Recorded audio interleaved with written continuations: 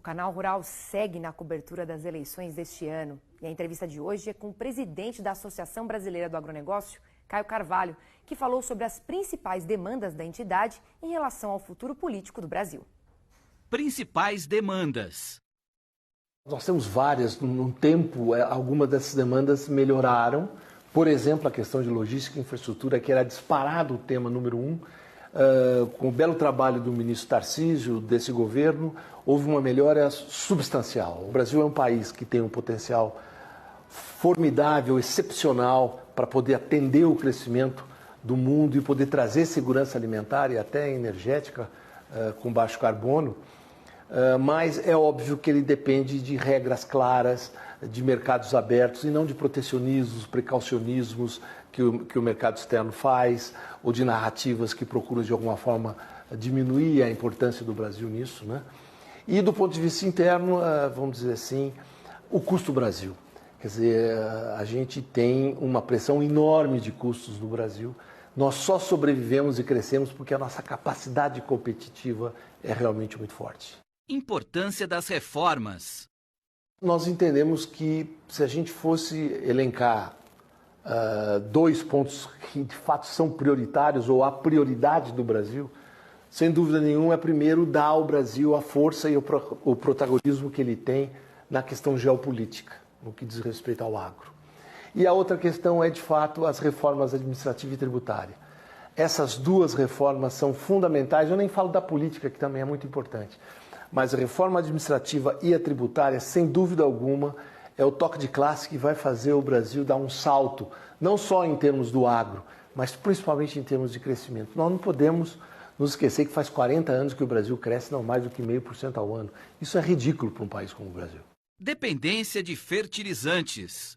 Um país que tem essa força, essa exuberância verde, num processo novo de bioeconomia, ele tem que ter menor dependência de fontes essenciais à bioeconomia, por exemplo, fertilizantes. Então, esse programa de fertilizantes saiu, a gente tem que dar vida a ele, ele tem que de fato acontecer para que a gente possa reduzir essa dependência, né?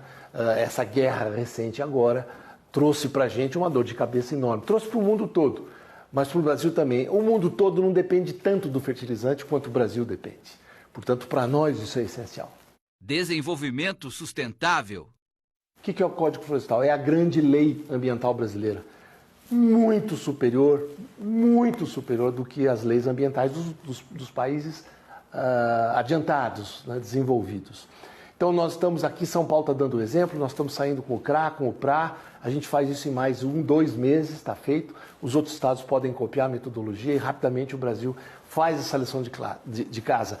Quer dizer, o Brasil tendo essa lei aprovada, portanto, regulamentada, a gente dá um salto de qualidade que as narrativas naturalmente se encaminham para um outro lado. Ou seja, por que os outros países não fazem o que o Brasil fez? Nós estamos tendo uma guerra Rússia-Ucrânia que de repente traz o tema da insegurança alimentar e os países europeus e os Estados Unidos estão estimulando o seu agricultor a plantar culturas em áreas preservadas. Então, em casa de ferreiro, espeta de pau. Quer dizer, o que acontece agora? Que narrativa é essa? Conectividade no campo.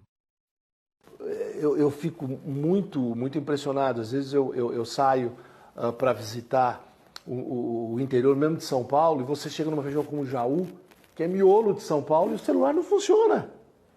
Então tem uma lição de casa enorme para ser feita nesse campo. A conectividade é fundamental porque toda a tecnologia é embarcada hoje nesses tratores, nas colhedeiras, todos estão ligados à questão da conectividade. Quer dizer, eu quando compro um trator ou um implemento que está com ele, eu estou contando com isso porque isso é tecnologia embarcada e redução de custos e dependo de conectividade. Então tem que ser feito todo um esforço, acredito eu, essa discussão é grande para que de fato a gente esteja na frente nesse tema porque ele está diretamente ligado à evolução tecnológica. O agro e a economia brasileira? O agro é responsável pela balança comercial brasileira. A balança comercial não está no vermelho há muitos anos pela realidade do agro. Muitos países estão passando um aperto horroroso na sua balança comercial porque não tem essa verde economia que tem o Brasil. E entendo que nós estamos virando do mundo de descarbonização, onde o mundo passa a ser da bioeconomia e do verde, não mais do carbono fóssil, mas do carbono verde, e o Brasil é liderança. Então, temos que assumir o nosso lugar nisso. Segurança alimentar. O Brasil é, de fato, a grande presença na geopolítica do ponto de vista de insegurança alimentar e insegurança energética. O exemplo que nós estamos vendo agora dessa inflação lá em cima, desses custos de produção que pressionam o agricultor e que chegam ao consumidor com preços altíssimos quando eles vão ao supermercado, é um desequilíbrio que a gente tem que buscar corrigir de várias formas. Acho que o Brasil tem um papel fundamental nisso. Portanto, entendo que o próprio presidente da República tem dois olhares imediatos. Um para isso que eu estou falando, preparar o Brasil para o seu peso importante no mundo, e o outro as reformas fundamentais para reduzir o custo e a pressão de custos que esse agricultor brasileiro tem para poder alimentar o mundo. Acho que esses são os dois pontos. E olha só, essa entrevista e todos os outros conteúdos da cobertura das eleições estarão disponíveis no site que aparece aqui na sua tela, www.canalrural.com.br/eleições, sem cedilha e sem tio, 2022.